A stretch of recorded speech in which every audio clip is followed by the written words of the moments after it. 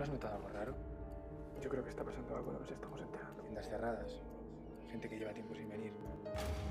La muerte esta mañana de un afectado que...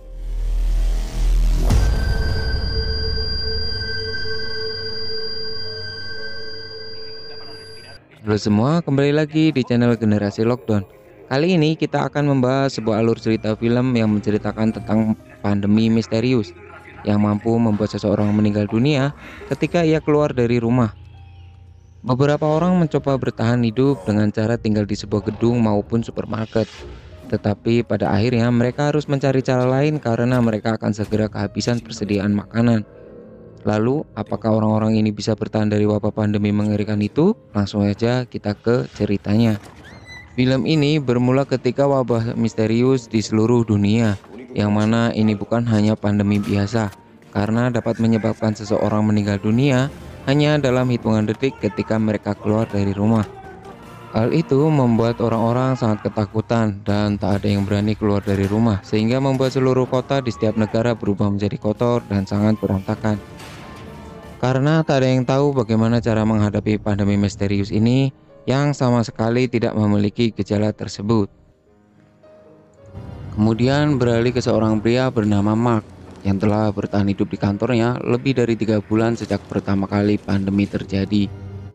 Ia dan beberapa rekan kerjanya memanfaatkan beberapa stok makanan di kantin, tetapi karena mereka tak bisa bertahan di sana terus-menerus, mereka pun mencoba mencari jalan lain dengan cara menggali sebuah terowongan hingga akhirnya mereka pun menemukan jalur kereta di bawah tanah.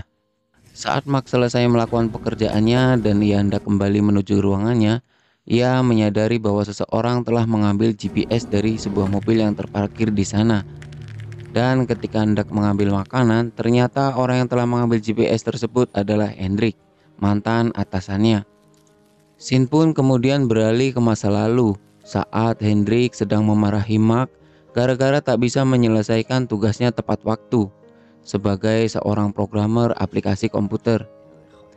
Hendrik mengatakan jika hal itu terjadi terus-menerus, kemungkinan besar perusahaan tempat Mark bekerja akan segera memecat Mark.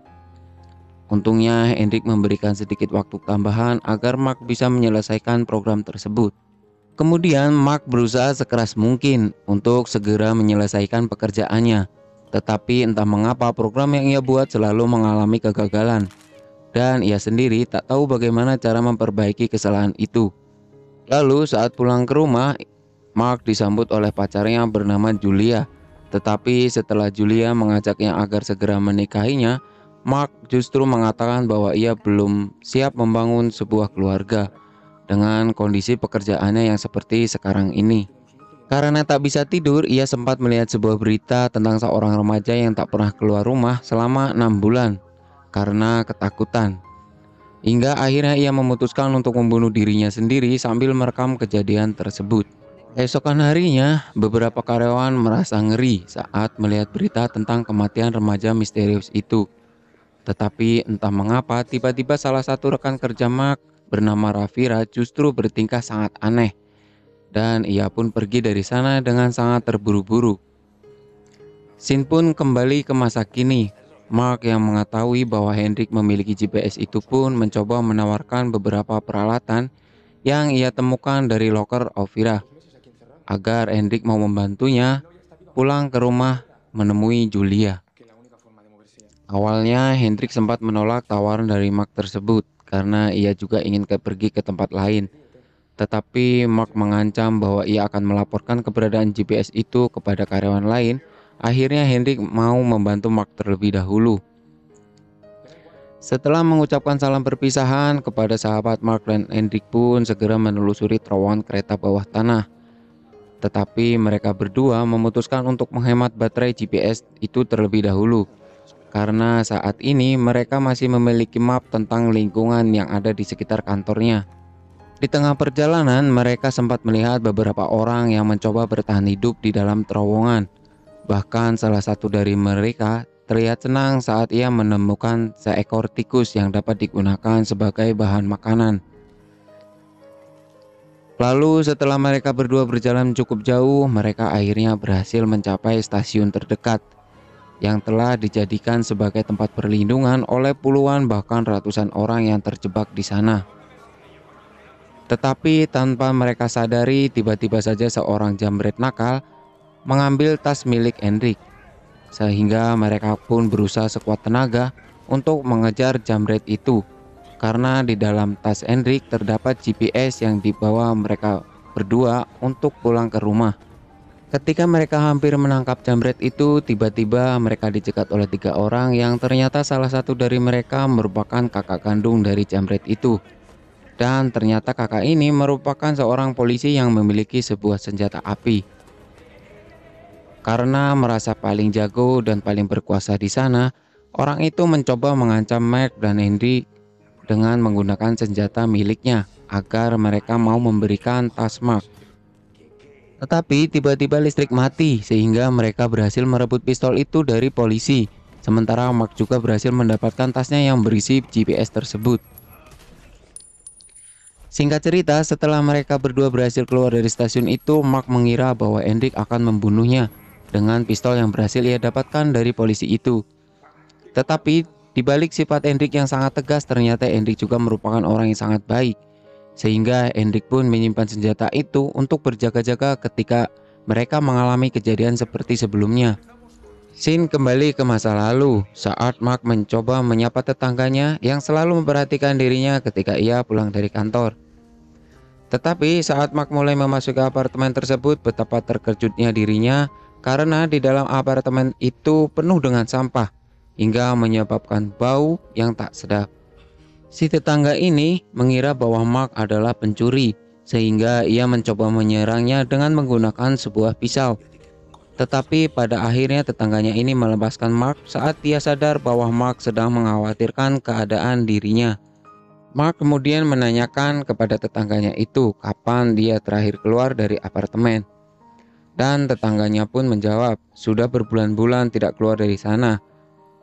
Tetangganya mengatakan bahwa setiap hari ia selalu mencoba untuk pergi dari gedung itu, tetapi entah kenapa ia tidak bisa melakukannya karena tubuhnya selalu menunjukkan reaksi aneh ketika ia keluar dari ruangan. Keesokan harinya mereka melihat bahwa Rovira hendak diusir oleh para security gara-gara ia ketahuan menginap di kantor itu selama berminggu-minggu. Tetapi saat security itu mencoba membawa Rovira keluar, entah mengapa tiba-tiba Rovira mulai mengalami pusing dan kejang-kejang, hingga membuat semua orang bingung dengan apa yang sebenarnya terjadi pada Rovira. Mark yang melihat kejadian itu pun menyuruh para security untuk segera membawanya kembali ke dalam gedung. Tetapi sayangnya mereka terlambat karena Rovira meninggal dunia terlebih dahulu. Malamnya Mark sempat merasa gelisah karena ia menyadari bahwa saat ini dunia sedang tidak baik-baik saja. Tetapi setelah ia mencurahkan semua kegelisahannya itu pada Julia, ia akhirnya bisa merasa sedikit lebih tenang.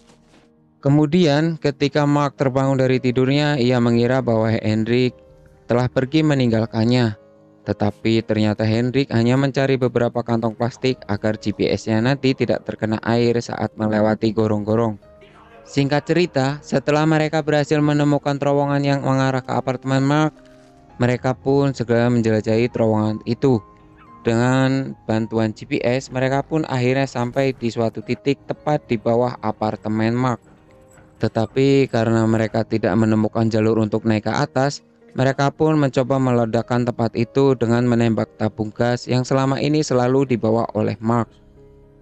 Awalnya Hendrik dan Mark sempat gagal ketika mereka mencoba meledakkan tabung itu. Bahkan suara tembakannya sampai membuat telinga Mark berdarah.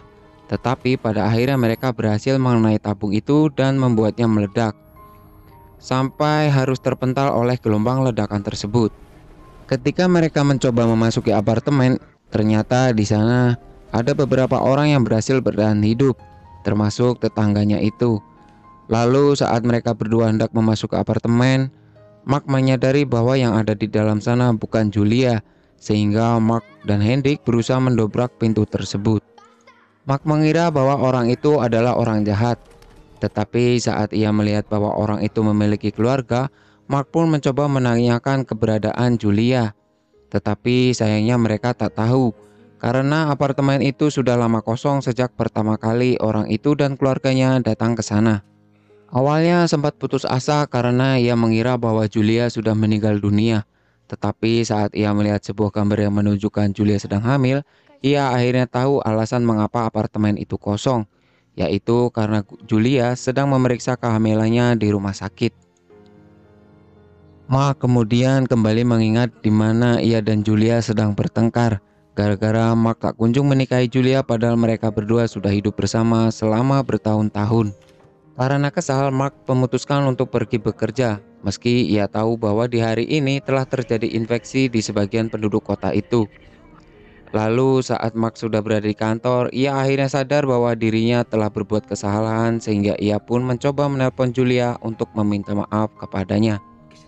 Tetapi sayangnya yang mengangkat telepon itu bukanlah Julia, melainkan temannya yang bernama Andrea. Karena saat itu Julia sedang kesal dengan perbuatan yang dilakukan oleh Mark. Mark yang tak ingin kehilangan Julia pun memutuskan untuk kembali agar ia bisa meminta maaf secara langsung kepada Julia. Tetapi saat ia berjalan keluar gedung, tiba-tiba ia merasakan sebuah tekanan yang membuat dirinya sulit bernapas. Sehingga akhirnya ia sadar bahwa dirinya telah terinfeksi oleh pandemi misterius itu. Scene pun kembali ke masa kini. Ketika di luar sedang hujan turun, Mark dan Hendrik segera mengambil selembar kain agar mereka bisa menampung air hujan sebanyak yang mereka bisa. Rasa bahagia sempat menghiasi wajah mereka, Mark dan Hendrik serta tetangga dan keluarganya. Karena selama ini mereka telah kekurangan air bersih untuk minum. Singkat cerita, Mark dan Hendrik selesai mempersiapkan perbekalan, mereka berdua pun memutuskan untuk pergi dari sana. Tetapi saat di tengah jalan, mereka sempat bertengkar satu sama lain. Gara-gara Mark ingin mencari Julia sementara Hendrik ingin menuju tempat lain. Awalnya Mark mengira bahwa Hendrik tidak memiliki seseorang untuk ia temui. Tetapi ternyata Hendrik berniat pergi ke sebuah rumah sakit untuk mencari tahu ayahnya yang sedang dirawat di sana. Hendrik kemudian mengatakan, jika mau membantunya, maka ia akan memberikan GPS tersebut pada saat mereka sudah sampai di tempat tujuan. Lalu ketika mereka sampai di sebuah gereja, mereka pun mencoba mencari beberapa barang yang dapat digunakan untuk membantu perjalanan mereka. Tetapi tanpa disadari, tiba-tiba mereka mendengar suara raungan aneh di dalam suatu ruangan. Mereka berdua mencoba mengecek ruangan tersebut. Ternyata suara itu berasal dari seekor beruang. Mereka pun mencoba kabur dari sana karena beruang itu berusaha menyerang mereka berdua. Lalu ketika beruang itu berhasil memojokkan Hendrik, Mark pun berusaha menyerang beruang itu dengan menggunakan tombak miliknya, sehingga akhirnya mereka berdua berhasil melumpuhkan beruang tersebut. Setelah kejadian itu, mereka berdua menikmati lezatnya rasa daging beruang panggang sambil menceritakan tentang kehidupan mereka masing-masing. Sejak saat itulah mereka berdua akhirnya mulai mempercayai satu sama lain tanpa adanya rasa curiga, karena sebenarnya mereka berdua memiliki hati yang sama-sama baik.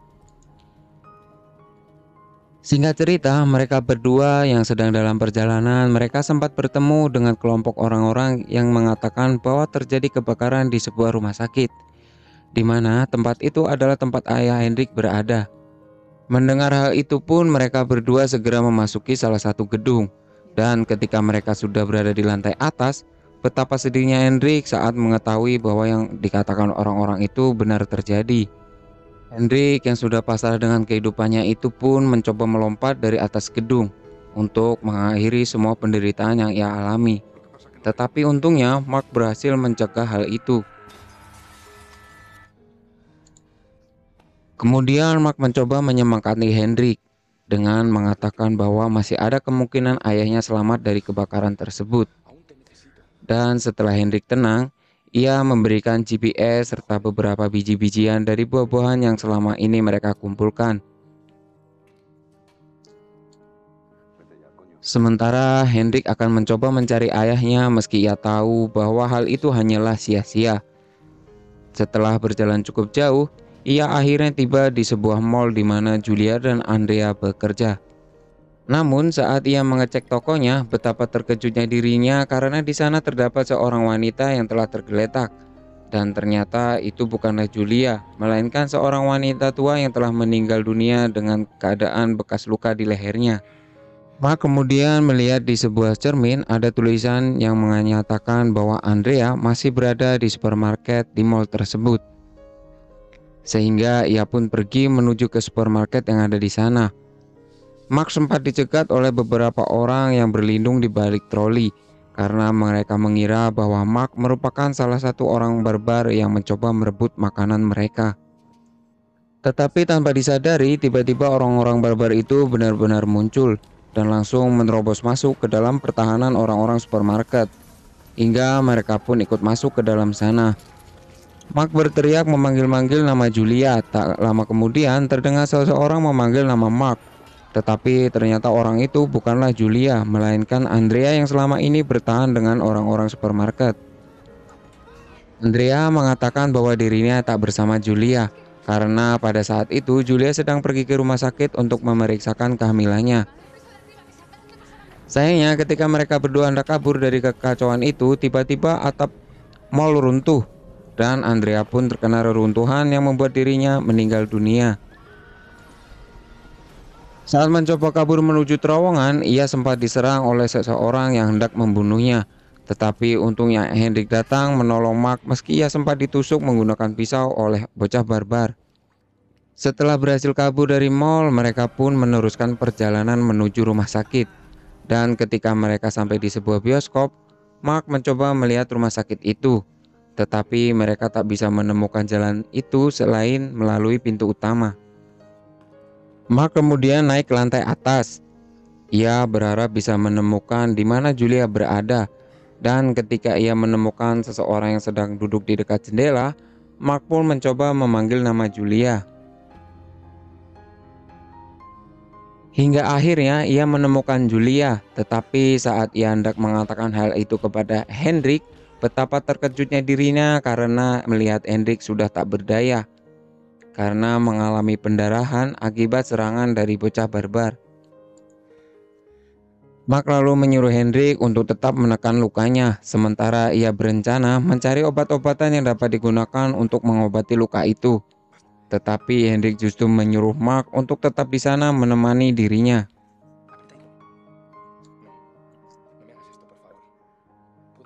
Sebelum meninggal, Hendrik pun sempat mengatakan kepada Mark bahwa ia harus bisa melawan rasa takutnya untuk menyeberangi jalan tersebut agar ia bisa bertemu dengan Julia. Mereka berdua tak pernah menyangka bahwa pandemi ini bisa mengubah mereka menjadi sahabat dekat. Padahal sebelumnya mereka merupakan atasan dan bawahan yang tak pernah memperdulikan satu sama lainnya. Tak lama kemudian, Hendrik akhirnya mengembuskan napas terakhirnya. Hingga Mark pun sangat sedih karena ia telah kehilangan sahabat yang telah selama ini menemaninya hingga berhasil menemukan Julia. Dengan perasaan penuh percaya diri, Mark mencoba jalan keluar agar bisa menyeberangi jalan itu. Meski ia harus merasakan pusing, mual, dan tekanan yang sangat hebat, bahkan telinganya pun sempat mengeluarkan darah yang disebabkan oleh virus pandemi itu.